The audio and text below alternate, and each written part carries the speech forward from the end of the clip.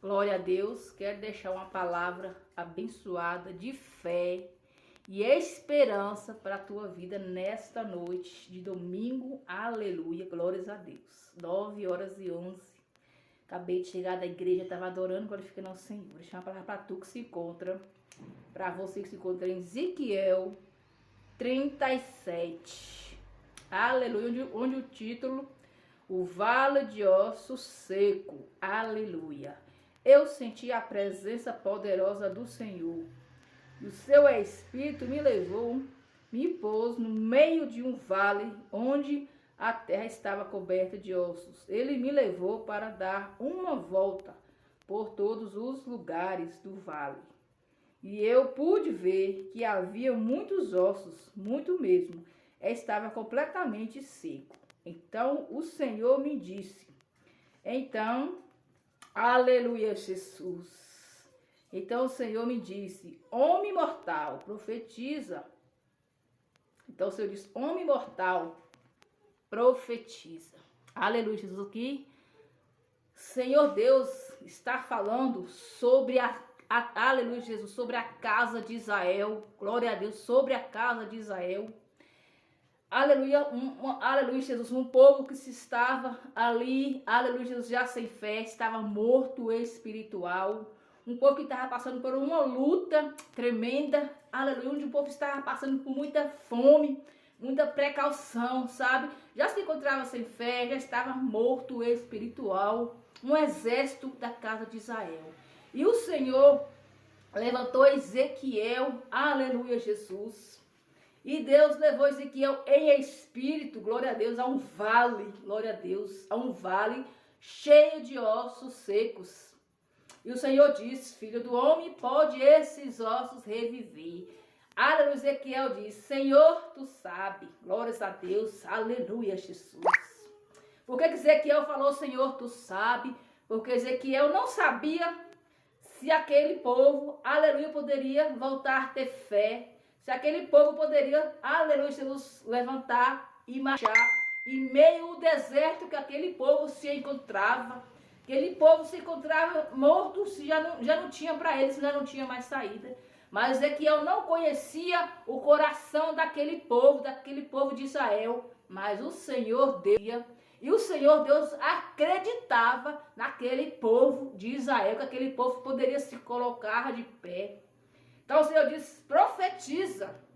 Quantas vezes Deus tem mandado você profetizar em vida de pessoas e você fala: não vou profetizar, não vou orar porque não tem mais jeito. Tu conhece o coração? Tu conhece o coração? No segundo você não acredita, mas Deus acredita. Aleluia, Jesus. Então Deus mandou Ezequiel profetizar. Ezequiel profetizou. Nós somos servos do Senhor para profetizar. Nós ouvir a voz de Deus, mandar nós fazer sem murmurar e fazer. Nós somos instrumento do Senhor na terra. Aí então Ezequiel profetizou. E o Senhor fez, aleluia, Jesus, o vento do Espírito Santo soprar sobre aqueles ossos. Que Deus levou Ezequiel em espírito, né? Simulou aquele vale cheio de ossos secos.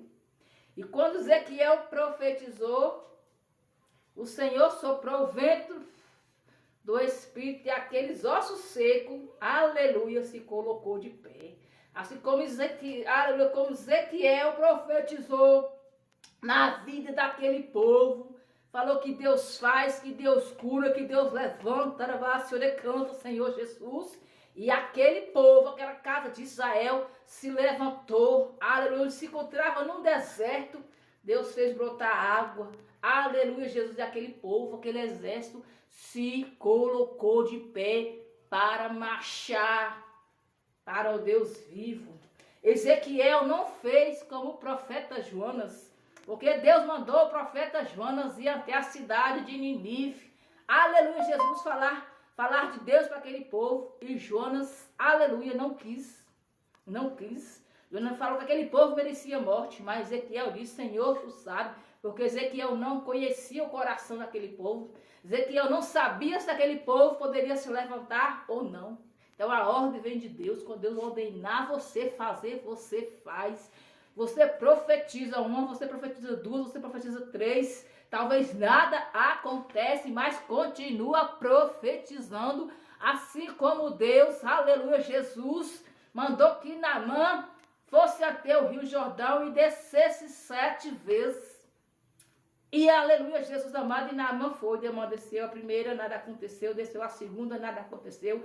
Desceu a terceira, nada aconteceu. Naamã estava para desistir, mas mesmo assim ele continuou. E quando nas 7 vezes que Naamã desceu, Naamã subiu curado. Então você não para de profetizar na vida do teu filho, não para de profetizar na vida da tua filha, não para de profetizar na vida da tua família. Porque quando você profetiza, você só está aqui para profetizar.